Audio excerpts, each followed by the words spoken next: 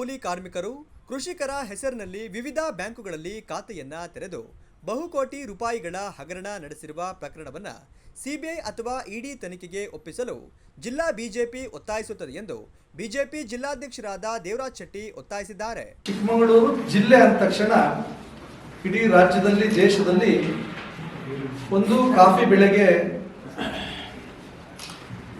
ಜನ ಮಾತಾಡ್ತಾರೆ, ಅತಿ ಹೆಚ್ಚು ಕಾಫಿ ಬೆಳಿತೀವಿ ಅಂತ. ಇನ್ನೊಂದು ಮುಳ್ಳಯ್ಯನಗಿರಿ ಅಂತ ಅತ್ಯಂತ ಎತ್ತರದ ಶಿಖರ ನಮ್ಮ ಜಿಲ್ಲೆಯಲ್ಲಿದೆ. ರಾಜ್ಯದ, ದೇಶದ ಅನೇಕ ಪ್ರವಾಸಿಗರು ಇವತ್ತು ಚಿಕ್ಕಮಗಳೂರಿಗೆ ಬರ್ತಾ ಇದ್ದಾರೆ. ಇವತ್ತು ಚಿಕ್ಕಮಗಳೂರಿನ ಹೆಸರಿಗೆ ಮಸಿ ಬಳಿಯುವಂಥ ಕೆಲಸವನ್ನ ಕೆಲವು ಕಿಡಿಗೇಡಿಗಳು ಮಾಡ್ತಾ ಇದ್ದಾರೆ. ತಮ್ಮೆಲ್ಲರ ಪತ್ರಿಕೆಯಲ್ಲೂ ಬಂದಿದೆ. ಅದಕ್ಕೆ ಸಂಬಂಧಪಟ್ಟಂತೆ ಕೆಲವರು ಅರೆಸ್ಟ್ ಮಾಡಿದ್ದಾರೆ. ಆನ್ಲೈನಲ್ಲಿ ಹಣ ಗಳಿಸುವಂತ ಒಂದು ದಂಧೆ ಇವತ್ತು ಯಥೇಚ್ಛವಾಗಿ ಚಿಕ್ಕಮಗಳೂರಲ್ಲಿ ಕೆಲಸ ಮಾಡ್ತಾ ಇದೆ.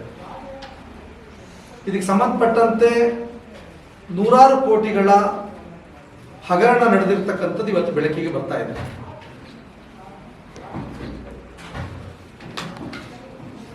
ಶಂಕರ್ಪುರದಲ್ಲಿರ್ತಕ್ಕಂಥ ಅನೇಕ ಕೂಲಿ ಕಾರ್ಮಿಕರು, ಬಡವರು, ಮಧ್ಯಮ ವರ್ಗದವರು, ಆಟೋ ಚಾಲಕರು, ಕಾಂಕ್ರೀಟ್ ಕೆಲಸ ಮಾಡುವಂಥವರು, ಕೆಲವು ಪೌರ ಕಾರ್ಮಿಕರು, ಹೀಗೆ ಅನೇಕರ ಅಕೌಂಟ್ಗಳಿಗೆ ಲಕ್ಷಾಂತರ ಹಣವನ್ನು ಹಾಕಿ ಅದರಿಂದ ಡ್ರಾ ಮಾಡ್ಕೊಂಡಿರ್ತಕ್ಕಂಥದ್ದು, ಅದರಿಂದ ಬೇರೆ ಕಡೆಗೆ ಟ್ರಾನ್ಸ್ಫರ್ ಮಾಡ್ಕೊಂಡಿರ್ತಕ್ಕಂಥದ್ದು ನಮ್ಮೆಲ್ಲರಿಗೂ ಗೊತ್ತಿದೆ. ಅದಕ್ಕೆ ಸಂಬಂಧಪಟ್ಟಂತ ದಾಖಲಾತಿಗಳನ್ನ ಅನೇಕ ಈಗಾಗಲೇ ನಾವು ಮಾನ್ಯ ಪೊಲೀಸ್ ವರಿಷ್ಠಾಧಿಕಾರಿಗಳನ್ನ ನಾವು ಭೇಟಿಯಾಗ್ಲಿಕ್ಕೆ ಹೋಗ್ತೀವಿ. ಪ್ರೆಸ್ ಮೀಟ್ ಆದ ನಂತರ ಅವರಿಗೆ ಅಲ್ಲಿಗೆ ಸಲ್ಲಿಸ್ತೀವಿ ನಾವು. ಇದರಲ್ಲಿ ಈಗ ಏನು ಅರೆಸ್ಟ್ ಮಾಡಿದ್ದಾರೆ 6 ಜನ, ಆ 6 ಜನ ಕೇವಲ ಕಣ್ಣೊರೆಸುವ ತಂತ್ರ ಅಂತ ನಮಗೆ, ನಮ್ಮ ಭಾರತೀಯ ಜನತಾ ಪಾರ್ಟಿಯ ನಮಗೆ ಅನಿಸುತ್ತೆ. ಮತ್ತೆ ಜನಸಾಮಾನ್ಯರು ಮಾತಾಡ್ತಾ ಇದ್ದಾರೆ, ಇದು ಎಲ್ಲೋ ಕೇಸನ್ನ ಇಲ್ಲಿಗೆ ಮುಚ್ಚಾಕುವಂತ ಕೆಲಸ ಹುನ್ನಾರ ನಡೀತಾ ಇದೆ. ಇದ್ರ ಹಿಂದೆ ಇದ್ರೆ ಯಾರು ಕಿಂಗ್ ಪಿನ್ಗಳಿದ್ದಾರೆ, ಯಾರು ಪ್ರಭಾವಿ ನಾಯಕರಿದ್ದಾರೆ, ಯಾಕೆ ಅವ್ರ ಬಗ್ಗೆ ಇನ್ನು ಪೊಲೀಸ್ ಇಲಾಖೆ ನಿಷ್ಕ್ರಿಯ ಧೋರಣೆ ತಾಳಿದೆ ಅಂತ ಬಹುಶಃ ನಮಗೆಲ್ಲ ಒಂದು ಅನುಮಾನ ಇದೆ. ರಾಜ್ಯ ಸರ್ಕಾರದ ಗೃಹಲಕ್ಷ್ಮಿ ಯೋಜನೆ ಹಣ ಈಗಾಗಲೇ ಸದನದಲ್ಲಿ ಈ ಹಿಂದೆ ಮಾತಾಡಿದ ಹಾಗೆ ಲಕ್ಷ್ಮೀ ಹೆಬ್ಬಾಳ್ಕರ್ ಅದಕ್ಕೆ ಸಮರ್ಪಕವಾದಂತ ಉತ್ತರ ಅವತ್ತು ಕೊಟ್ಟಿರಲಿಲ್ಲ, ಆ ಹಣ ಎಲ್ಲೋಯ್ತು ಅಂತೇಳಿ. ಅದಾದ ನಂತರ ಈ ಗೃಹಲಕ್ಷ್ಮಿ ಯೋಜನೆಯ ಹಣ ಪ್ರತಿ ತಿಂಗಳು ಏನು ಫಲಾನುಭವಿಗಳಿಗೆ ತಲುಪ್ತಾ ಇದೆ ಅಂತ ಕೇಳಿದ್ರೆ, ಪ್ರತಿ ತಿಂಗಳು ಅವರು ಫಲಾನುಭವಿಗಳಿಗೆ ತಲುಪ್ತಾ ಇಲ್ಲ. ತಲುಪಿದ್ರು ಅಲ್ಲೊಂದು ಇಲ್ಲೊಂದು ಮನೆಗೆ ತಲುಪ್ತಾ ಇದೆ ಬಿಟ್ರೆ ಎಲ್ರಿಗೂ ತಲುಪ್ತಾ ಇದೆ. ಈ ಹಣಗಳು ಈ ರೀತಿಯ ವರ್ಗಾವಣೆ ದಂಧೆಯಲ್ಲಿ ತೊಡಗಿದೆ ಅಂತಕ್ಕಂಥದ್ದು ನಮ್ಮ ಅನುಮಾನ ಇದೆ.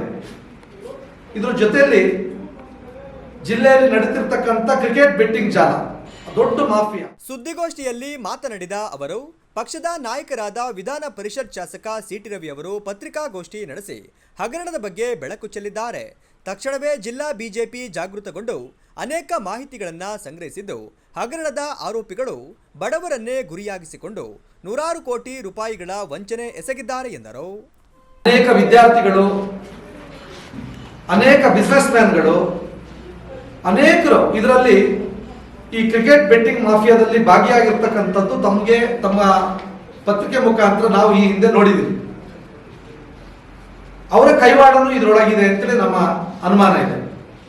ಆದ್ರೆ ಯಾರೋ ಬಡವರ ಖಾತೆಗೆ ಹಣವನ್ನ ಹಾಕಿ ಆ ಹಣವನ್ನ ಇಷ್ಟೊಂದು ದೊಡ್ಡ ಮಟ್ಟದಲ್ಲಿ ಹಣದ ಅವ್ಯವಹಾರ ನಡೀತಾ ಇದ್ರು, ಯಾಕೆ ನಮ್ಮ ಗೃಹ ಇಲಾಖೆ ಸುಮ್ಮನೆ ಇದೆ? ಮಾತೆತ್ತಿದ್ರೆ ಪ್ರಿಯಾಂಕಾ ಖರ್ಗೆ ಅವರು RSS ಮತ್ತು ಭಾರತೀಯ ಜನತಾ ಪಾರ್ಟಿನ ದೋಷಣೆ ಮಾಡೋದ್ರಲ್ಲೇ ಕಾಲ ಕಳೀತಾ ಇರಲ್ಲ. ಇತ್ತೀಚೆಗೆ ಮಲ್ಲಿಕಾರ್ಜುನ ಖರ್ಗೆ ಅವರ ಹೆಸರು ಹೇಳಿಕೊಂಡು ರಾಜ್ಯದ ಗೃಹ ಮಂತ್ರಿ ಆಗಿರ್ತಕ್ಕಂಥ ಪ್ರಿಯಾಂಕಾ ಖರ್ಗೆ ಅವರು ಇದ್ರ ಬಗ್ಗೆ ಯಾಕೆ ಸೂಕ್ತ ತನಿಖೆಗೆ ಇನ್ನೂ ಆದೇಶ ಮಾಡಿಲ್ಲ? ಸೂಕ್ತ ತನಿಖೆಯನ್ನು ಮಾಡಿ. ನಮಗೆ ಅನುಮಾನ ಇದೆ ಇದರಲ್ಲಿ ಕೆಲವು ಏನು ರಾಜಕೀಯ ಪುಡಾರಿಗಳು ಇದರಲ್ಲಿ ಭಾಗವಹಿಸಿದ್ದಾರೆ, ರಾಜಕೀಯ ಮುಖಂಡರು ಈ ಒಂದು ದಂಧೆಯಲ್ಲಿ ಭಾಗವಹಿಸಿದ್ದಾರೆ. ಅವ್ರನ್ನ ಯಾರೇ ಆಗಿದ್ರು, ನಾನು ಆ ಪಕ್ಷ ಈ ಪಕ್ಷ ಅಂತ ಹೇಳೋದಿಲ್ಲ, ಯಾವುದೇ ಪಕ್ಷ ಆಗಿದ್ರು ನಿಷ್ಪಕ್ಷಪಾತವಾದ ತನಿಖೆಯನ್ನ ಮಾಡಿ ಅವ್ರನ್ನ ಬಂಧಿಸುವಂತ ಕೆಲಸ ಮಾಡಬೇಕು ಮತ್ತು ಪೊಲೀಸ್ ಇಲಾಖೆ ಮೇಲೆ ಏನು ಜನಸಾಮಾನ್ಯರು ಒಂದು ನಂಬಿಕೆಯನ್ನು ಇಟ್ಟಿದ್ದಾರೆ ಆ ನಂಬಿಕೆಗೆ ಉಳಿಸುವಂತ ಕೆಲಸವನ್ನ ನಮ್ಮ ಜಿಲ್ಲೆಯ ಪೊಲೀಸ್ನವರು ವಹಿಸಬೇಕು. ಸುದ್ದಿಗೋಷ್ಠಿಯಲ್ಲಿ ಮಾತನಾಡಿದ ಅವರು ಪಕ್ಷದ ನಾಯಕರಾದ ವಿಧಾನ ಪರಿಷತ್ ಶಾಸಕ ಸಿಟಿ ರವಿ ಅವರು ಪತ್ರಿಕಾಗೋಷ್ಠಿ ನಡೆಸಿ ಹಗರಣದ ಬಗ್ಗೆ ಬೆಳಕು ಚೆಲ್ಲಿದ್ದಾರೆ. ತಕ್ಷಣವೇ ಜಿಲ್ಲಾ ಬಿಜೆಪಿ ಜಾಗೃತಗೊಂಡು ಅನೇಕ ಮಾಹಿತಿಗಳನ್ನು ಸಂಗ್ರಹಿಸಿದ್ದು ಹಗರಣದ ಆರೋಪಿಗಳು ಬಡವರನ್ನೇ ಗುರಿಯಾಗಿಸಿಕೊಂಡು ನೂರಾರು ಕೋಟಿ ರೂಪಾಯಿಗಳ ವಂಚನೆ ಎಸಗಿದ್ದಾರೆ ಎಂದರು.